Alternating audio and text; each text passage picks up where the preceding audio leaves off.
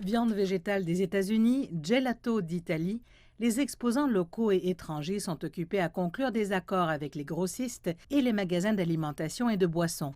Et du café lorsque vous avez besoin de vous ressourcer après toute cette marche et ces questions. Ici, à l'Exposition internationale de la nourriture et des boissons de Chine, les exposants ont l'impression que si la concurrence s'intensifie dans de nombreux sous-secteurs, cela n'entrave pas leur plan d'expansion. En fait, beaucoup restent optimistes envers le marché chinois. Cette marque de café grec, par exemple, fait son entrée en Chine pour la première fois. Sur la base de nos recherches, nous avons réalisé qu'en Chine, seuls Nespresso et Starbucks ont des capsules. Si vous allez dans un hôtel aujourd'hui, vous verrez que les chambres ont des machines à café à capsules au lieu de café instantané.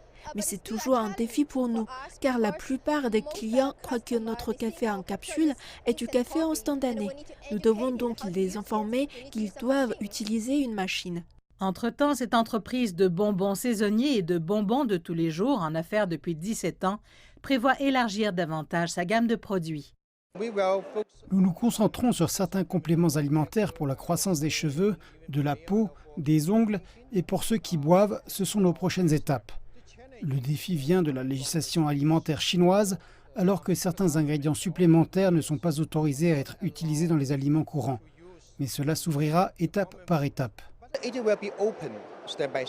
La Chine a une fascination et une obsession pour les jouets. Et dans ces jouets, il y a des bonbons.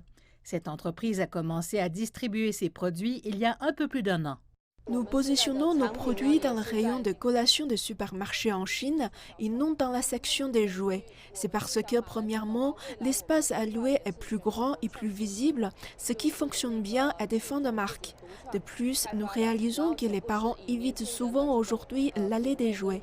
À l'avenir, nous espérons créer des jouets plus originaux avec une touche d'innovation pour rejoindre davantage la jeune génération. L'Europe assure une importante présence à l'exposition et elle espère tirer parti de l'accord récemment signé entre la Chine et l'UE sur les indications géographiques afin de stimuler le commerce alimentaire.